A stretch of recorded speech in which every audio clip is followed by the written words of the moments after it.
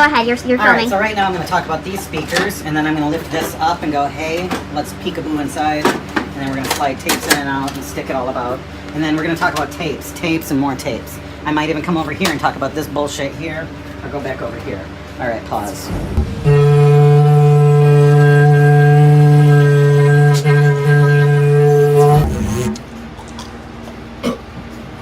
Excuse me. All right, so let's talk about 8Tracks. I promised you some 8Tracks. I'm going to give you some 8Tracks. Damn stool in the way. So I have my little trailer here. I'm going to actually. This is a larger setup for a future project called "What Would Mad Max's Home Theater Look Like?" And we'll be working on that in the next couple of weeks. But we're just going to talk about 8Tracks today, and I just want to give you a little bit of an overview of them, maybe tell you about them. We're going to look at my collection just a little bit, and we'll listen to some and maybe have some fun. So first off, my 8-track playing equipment right now that works. I'm going to show them to you, these different units. There's only one standard 8-track. If you have an 8-track, it will play in any 8-track player. Even if it's a quadraphonic 8-track, it will play in an 8-track player. So there, you don't have to worry about speeds or compatibility or anything. Okay, so and how they work is like this. Here is Elvis. It's contained in a hard plastic shell. I don't know what kind of plastic it is, but it's going to last way longer than you and I ever imagined. And there is a 1/4-inch tape inside. Let me zoom in just a little bit here. Okay, there's a 1/4-inch tape inside of there. Now within that tape, it is split into 8 tracks. Duh, where do you get the name from? And what that is, it's 4 channels of audio. I'm going to demonstrate that in a minute. And it's for left and right speakers. So you got to imagine there's it's you know, the cassette tape would have 4 tracks on it because you got one side, 2 side, left, right, left. So you know, it's kind of thin for the amount of data you got to pound on there. These things run then. The tape goes past the head at 3 1/4 inches per second, and right now I'll put on the screen how much reel to reel goes past because I don't know it off the top of my head. All right, it's pretty simple. To play an 8-track, I'm going to turn on my player here. This player works. This player needs some belts because the belts came out and it was just hard and crusty and gross. And this one just isn't firing up for some reason, and I need to get this one working again because the sound on this one was magnificent. It's the simplest one, and I'm not exactly sure what. Maybe it's a belt issue, but this symphonic one is being lent to me by a relative, and it sounds magnificent. So I do need to get that one up and running again soon. This unit then here, you might not think it, but 8-tracks are actually recordable as well. We don't think of that at all today. I'll show you some blank 8-tracks and some that were recorded. It was not uncommon for people to actually take blank 8-tracks, record letters on them because they can hold up to 60 or 90 minutes. You could record, you know, your voice on them. It's lightweight. You could ship it across the country, and then the people on the other side had 60 to 90 minutes of audio from across the country. So passing 8-tracks back and forth between family members was a very common practice actually in the 60s and 70s. So that's something we've totally forgotten about today because everything is just instant messenger. They would kind of have to compile together all their thoughts. They would gather the people around. They would do that because, you know, frankly, a long distance phone call cost a lot of money back in the day. So you were able to have one whole half of your conversation, mail it. They'd have the other half of the conversation, mail it back. So I don't know. Seems pretty cool. And I've actually found a couple of those. I have a couple. I'm not going to play them though. They're personal. I don't know who these people are. I'm sure that they never intended for the internet to hear their conversation. So unfortunately, I'm not going to play you any of those. All right, let's move on because we've digressed.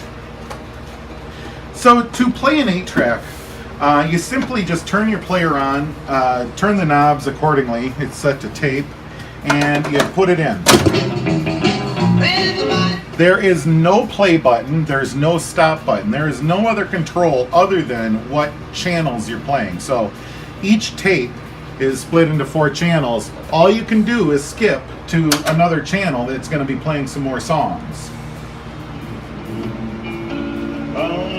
Let me take that back. There are some players that actually have fast forward.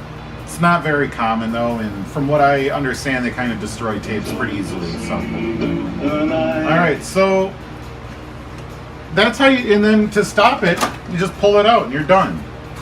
Now, the one thing I kind of noticed this weekend while I was churning through my big collection here was I wanted to pop in and I wanted to hear a bunch of tapes quick. So, you know, Burt Kemfert's greatest hits. Who's ever fucking heard of Burt Kemfert?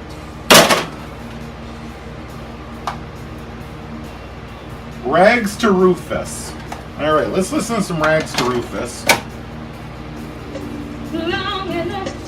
Boogie woogie. All right, it's going to come to the end of the track here. Now watch it.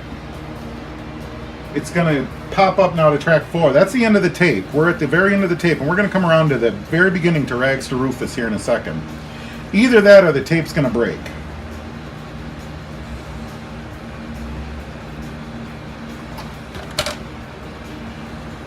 I have a feeling the tape might have broke. Let's take a look.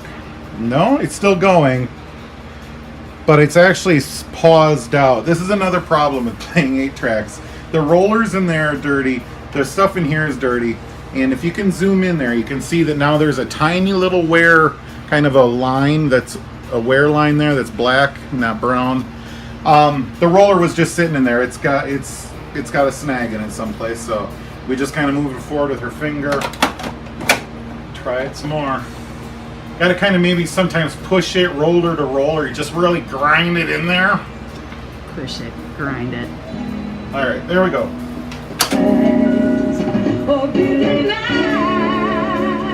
There we go. We weren't actually to the end of the tape. I was mistaken on that. Sorry, I don't know the Rags to Rufus catalog as well as I should. So, but what was nice though, let me get back to that point.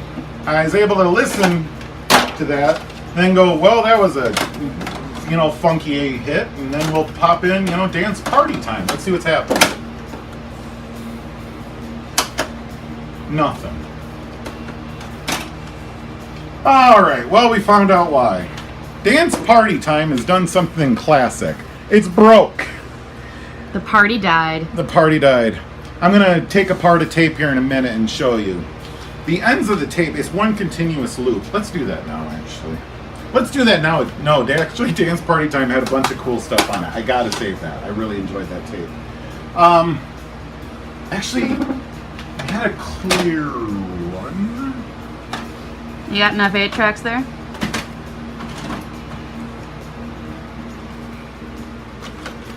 Here we go. Brilliant. All right. So if we can get some good light on this. You got it? Got it.